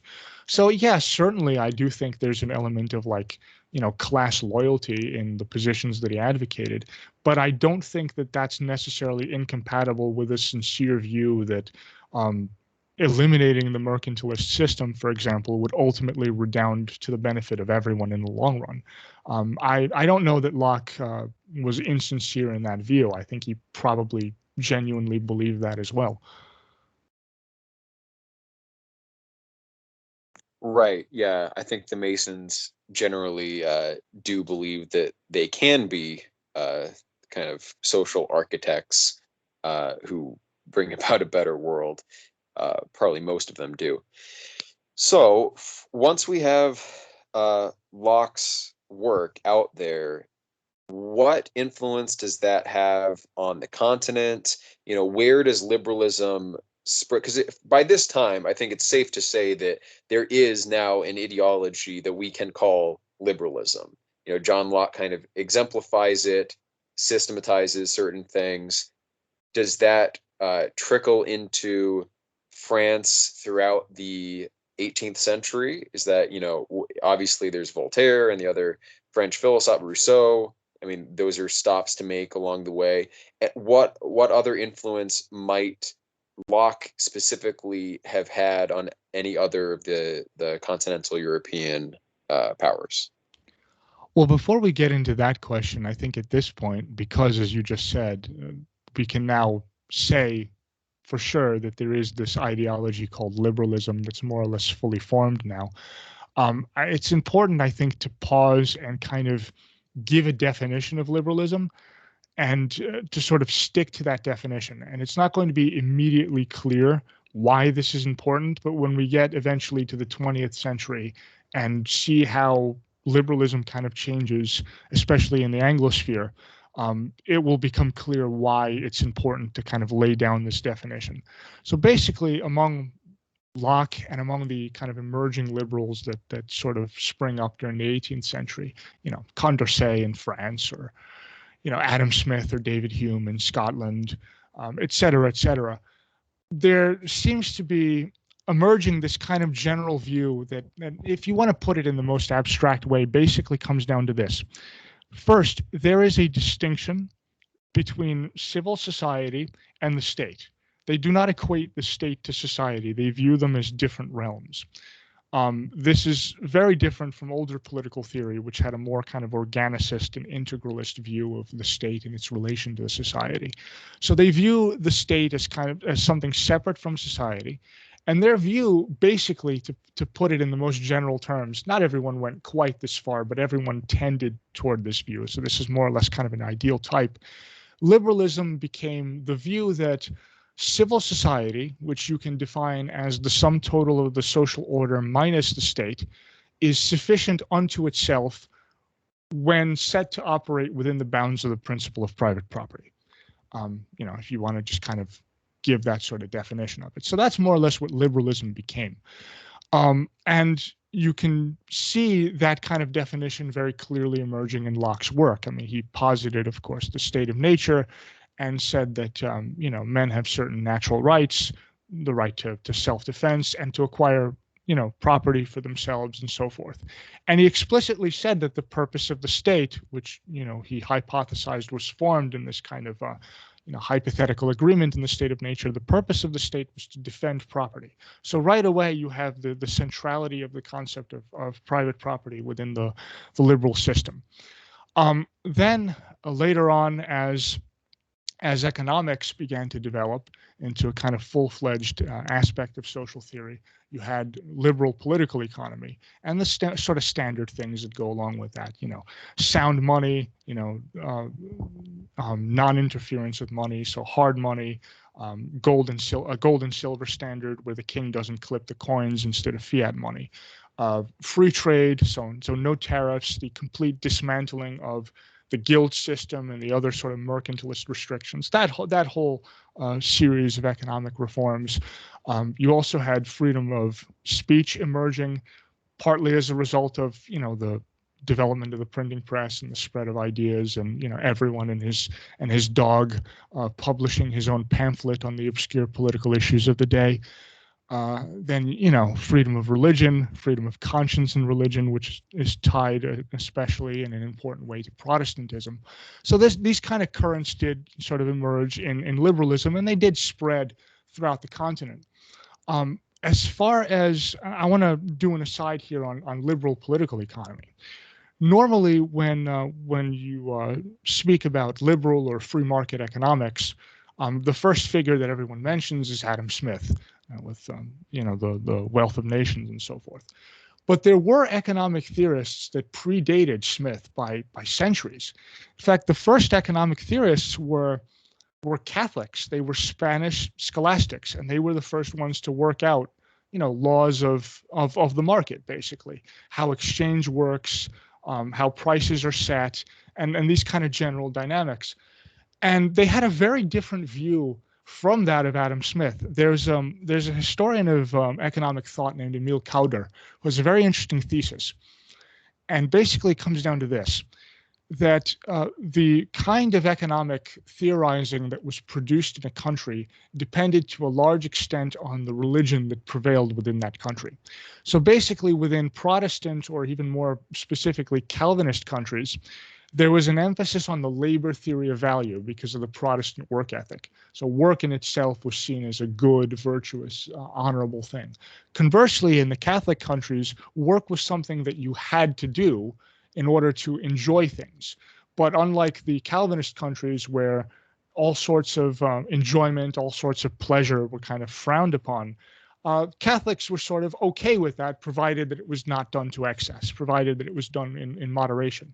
So in Calvinist countries, you had the labor theory of value as sort of the centerpiece of your edifice of economic theory, whereas in Catholic countries like Italy, like France, and like Spain, you had subjective value theories emerging that basically the valuation of products on the market is a result not of labor inputs that are that go into the creation of the product, but subjective valuation and the kind of jostling of supply and demand.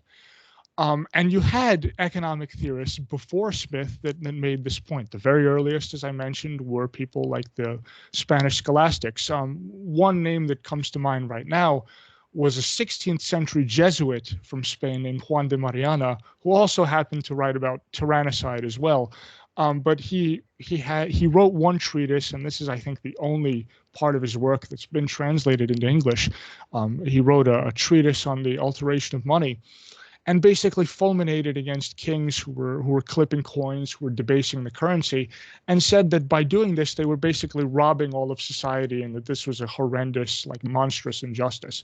And he had a pretty sophisticated analysis of inflation, and not only on the effects that it has on prices, but the kind of redistributive effects. So, for instance, if you clip coins, and you reduce the gold content in the coin, but you declare nevertheless by fiat that the coin that you've now minted is worth the same as the previous coin was that had the higher gold content, and you thereby like artificially overvalue the coin.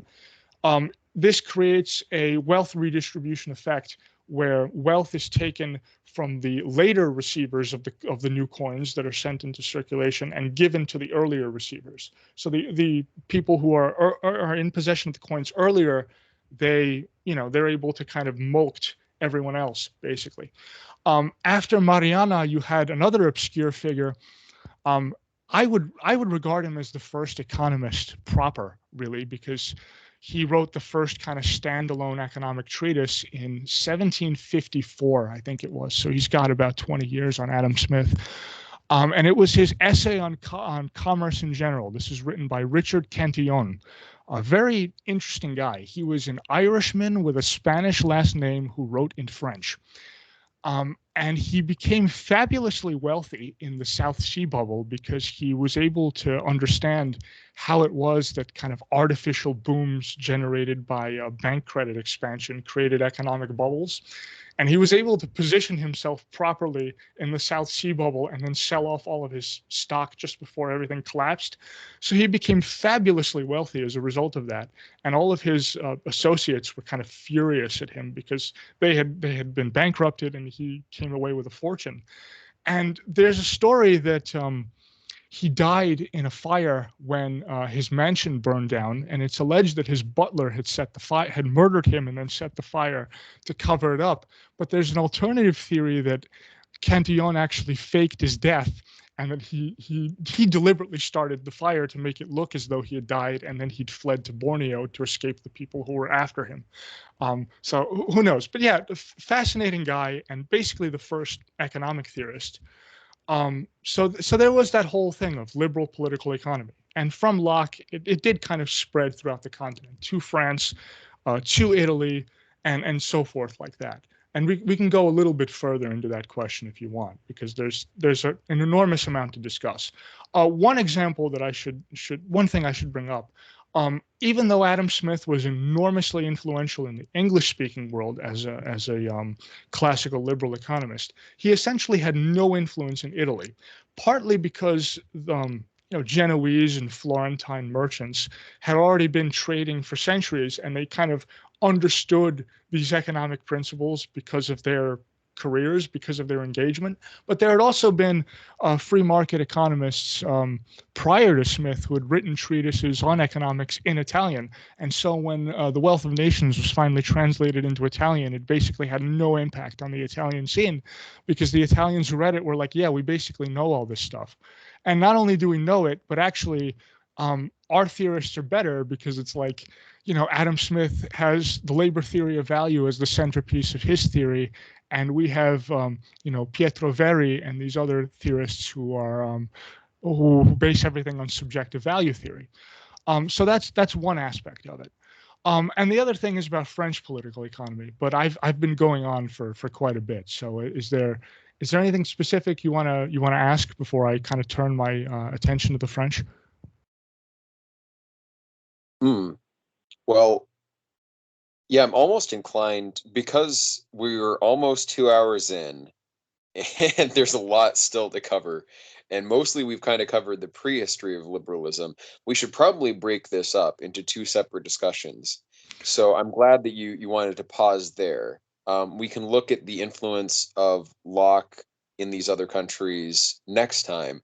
For now, maybe we could kind of do a retrospective. We have a definition of liberalism. Now, can we critically evaluate some of the work of these Spanish, Italian economists, of Hobbes, this, what was this guy, Buchanan? George Buchanan, yeah. George Buchanan. Yeah, some of these people, to what extent do you think they were on the right track? And do you think you could pick out which strains of liberal thought that your own variety of libertarian thought might descend from more or less? I mean, obviously there's a blending of all of these roots through history, but where do you see your own what thinkers have affinities with your own economic thought, your own kind of social philosophy, and what can you say in the way of kind of critical evaluation of, you already started to go into it a bit, Locke, Smith, and what are some of the advantages of the subjective theory of value that you seem to implicitly favor? Like, let's kind of just do a retrospective and kind of critically evaluate, how did we get to this point? To what extent do you think they were on the right track? What errors were being made? And then we can wrap up after that. Okay, well, at this sort of early stage where we've stopped, everything is kind of meshed together. So things haven't been quite so clearly separated out and distinguished yet. The French liberal thinkers that I guess I'll be discussing next time really sort of came up into their own in the 19th century. And it was only at that point that you began to see a real kind of serious divergence between the liberal tradition in the Anglosphere and this kind of French/Italian alternative tradition. Now, as far as where my own views incline, I'm much more in favor of the latter view. I've already mentioned the Smith's labor theory of value as being kind of the cornerstone of his economic theory, and it's standing in contrast to the subjective theory of value. Well, as far as critically evaluating that, well, there are certain things that it's difficult to explain on the labor theory of value. If labor input, let's say, is the ultimate cause of economic value, why is it, for example, that a bottle of wine, which is just kind of left there to age, which no one touches, why is it that after a few years the value of that bottle goes up? Right? It's not clear how you would explain that. What's the explanation for that if labor input is the source of value? Another example you could give is like virgin forest land. If the labor theory of value is true, then kind of untouched land should command a market value of zero. Yet it doesn't. So there are definite advantages to the subjective theory of value in its ability to explain, certain things that we see on the market and in economic dynamics and in that kind of thing. But there are also all sorts of currents of English liberal thought that come later that really, and this really starts with John Stuart Mill, who's one of my bête noirs in the history of thought in general. I think he's, other than Marx, he might be the single most overrated thinker in the history of Western thought. And I say that because Mill introduced a strand of thinking into English liberalism, which basically pits the liberal tradition against all normality, against all social convention, and which turned liberalism into this kind of, war against society, basically, this endless crusade to sort of upend every tradition, every established norm or more. And of course, if that's the sort of task that you set for yourself, you're obviously going to have to make use of the state to accomplish that task, because it's a monumental task and you'll need a great deal of power to accomplish it. And that leads to sort of the paradoxes and the contradictions and the weird aspects of Mill's thought. But I don't want to go into too much detail on that, because, well, we're saving that for a future installment. But basically, I think Mill is where liberalism went wrong, and where it turned into this crusade against normality. And the French tradition that emerged out of people like Benjamin Constant, and then later Charles Comte and Charles Dunoyer, and so forth and so on. These French thinkers didn't have that. They didn't have, for example, the hostility to religion, specifically to Christianity, that Mill had, and that eventually became a hallmark of liberalism, even though there was a great deal of anti-clericalism in kind of 18th century French liberalism that eventuated in the French Revolution. Starting in the 19th century, that began to fade away. So it's really by the 19th century that you get this divergence, and you only see the first intimations of the divergence between the English tradition on the one hand and the sort of Franco-Italian tradition on the other hand in political economy. Before the 19th century, that is. Okay. So what about the question of the source of political legitimacy? Like, we have some social contract theorists that we've mentioned, and then you have, a figure like Rousseau, who kind of talks about the general will of the people, which is not so much of an explicit kind of contract. So where do you fall on that question? Like, is there any one definite source of political legitimacy? Would you consider yourself a contract theorist? And then there's also the notion of kind of natural rights, where perhaps the law is this kind of more or less objective thing that we only have to discover, and then like legitimacy equals correspondence or coherence with the natural law as it exists. um, I don't know if we spoke of any theorists who had exactly that formulation, but where do you go as far as the source of political legitimacy, and which of these early thinkers do you think was more on the right track than the others? Well, as far as the question of political legitimacy goes, my view, in a word, is that there is no political legitimacy. No state is legitimate.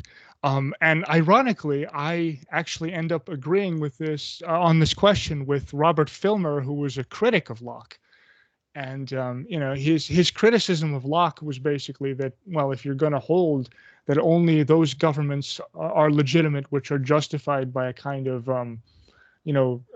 agreement among the people at some earlier stage in history, or even like a hypothetical agreement that expresses tacit consent, or however you want to qualify it. The point is that A, there's no historical evidence for such a thing, and B, even if somehow you could secure the consent of everyone to establish a state, how does that then bind people of future generations who have not yet been born? It's not clear how you could enforce that sort of contract. These are the kinds of criticisms that Filmer, who was a royal absolutist, made of Locke. And so he just said, look, social contract theory is nonsense. If you hold to it, then that logically entails anarchism, which he rejected out of hand.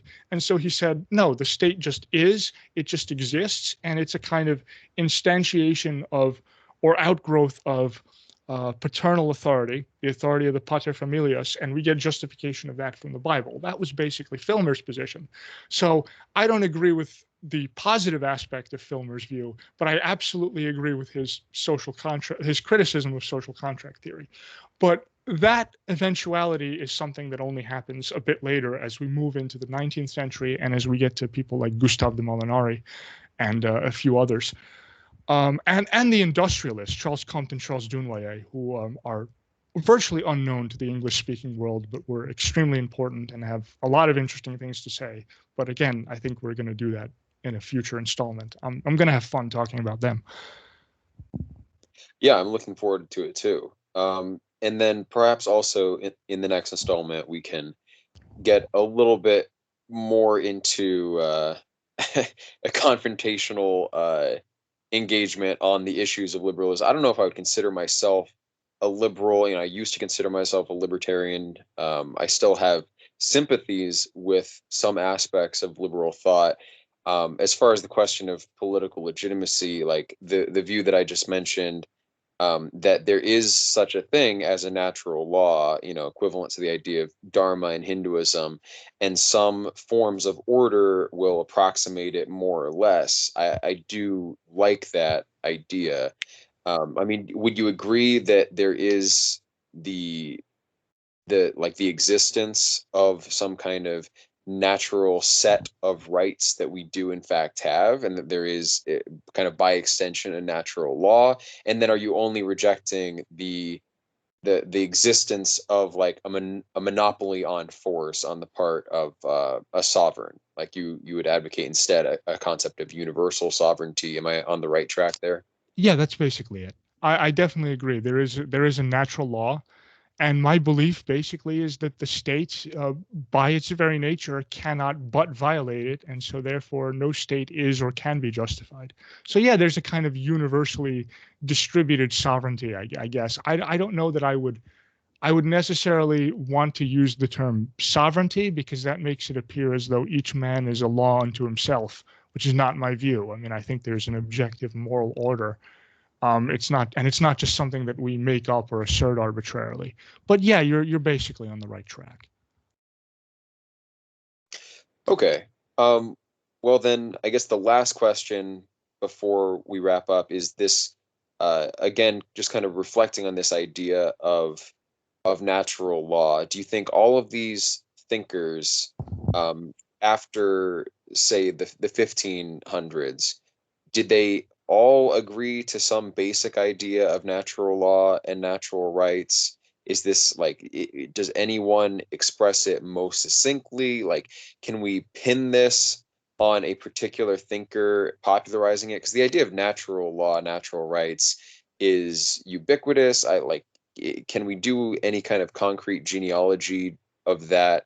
Because it is one of those aspects of liberalism that's not exclusive to liberalism, but that I appreciate the most. So that question specifically, natural law and natural rights, who really kicks it off? Is there one thinker who exemplifies that and gives that the best kind of argument of the thinkers that we've mentioned? I know later thinkers, the uh, anarchist thinkers in the 1800s and 1900s, libertarian political theorists have good arguments themselves. I'm thinking of like Stefan Molyneux and stuff like that, making arguments for some idea of natural rights or an objective moral order.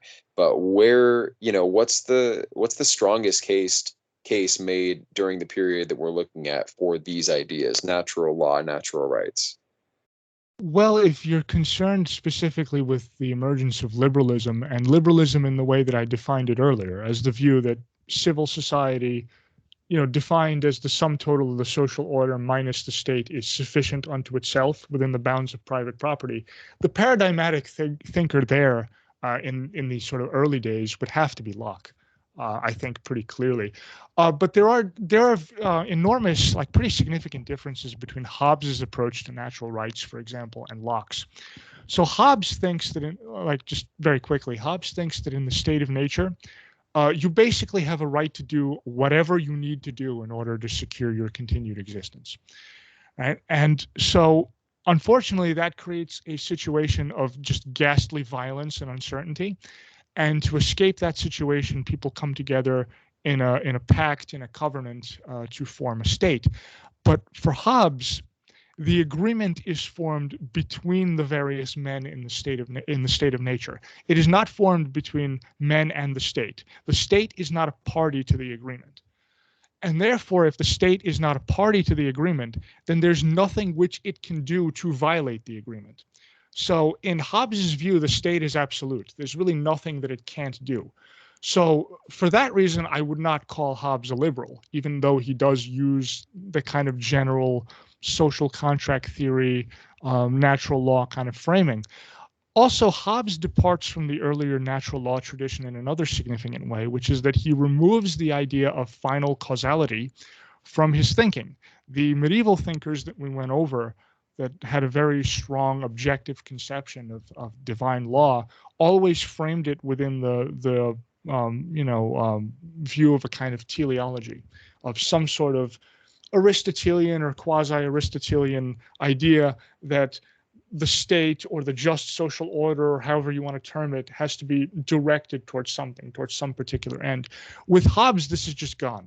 He does not allow any sort of final causality within his metaphysical system, and that, of course, filters down to his politics, on the grounds that if you assert the existence of final causality, you are presuming to know the mind of God, and that is unknowable. So he discounts that totally. So for Hobbes, the only purpose of the state is sort of like to maintain social order. And he says if you're oppressed by the state, you don't have the right to resist. But then he also weirdly says, like, if you do resist and you're somehow successful, well, then you were justified because you were successful. So Hobbes is very much an absolutist. I wouldn't consider him a liberal. And I wouldn't consider Rousseau a liberal either. Rousseau is very similar to Hobbes. And in fact, he praised Hobbes quite a bit because in Hobbes's conception of the Leviathan stands as this kind of corporate representation of the will of those who formed the pact and the state of nature to create the Leviathan. And this is very similar to Rousseau's own concept of the general will. But through Rousseau and through Hobbes, you basically get a justification for the absolute state, which I take to be the antithesis of liberalism, at least in its classical formulation. Things change in the 20th century, but again, that's for later. Yeah, interesting.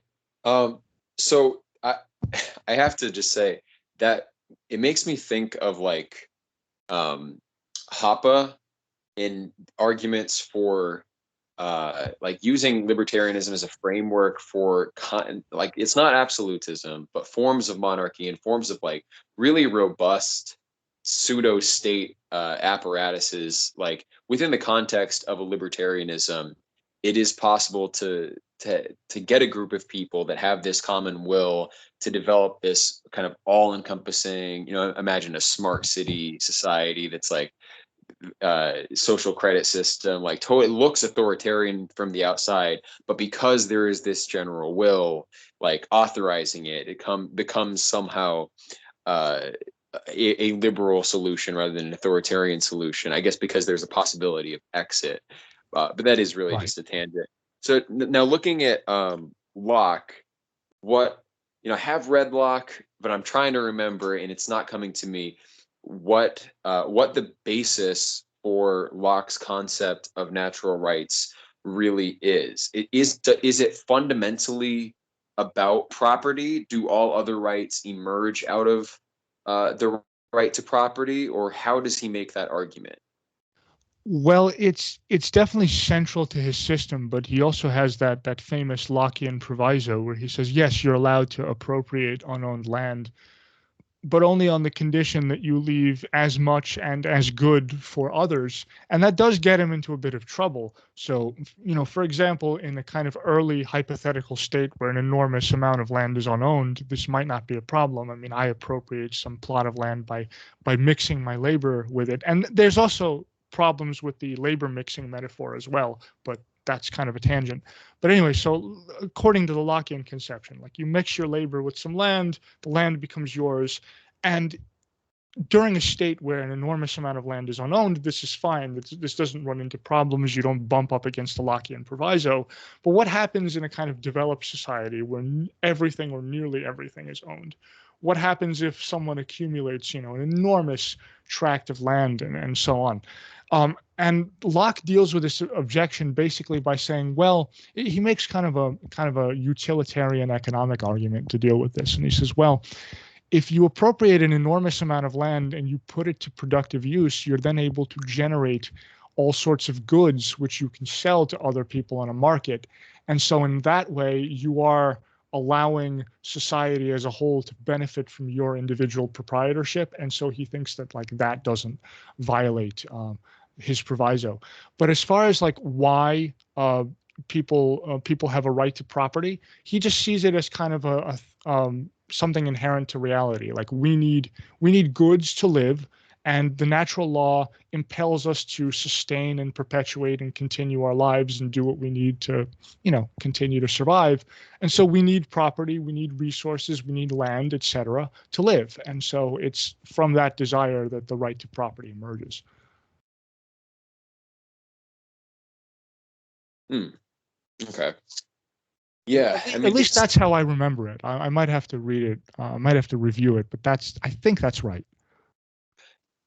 yeah, he does seem to kind of take it as a self-evident thing, like some modern YouTube libertarians have started with this idea of self-ownership. You do, in fact, own yourself.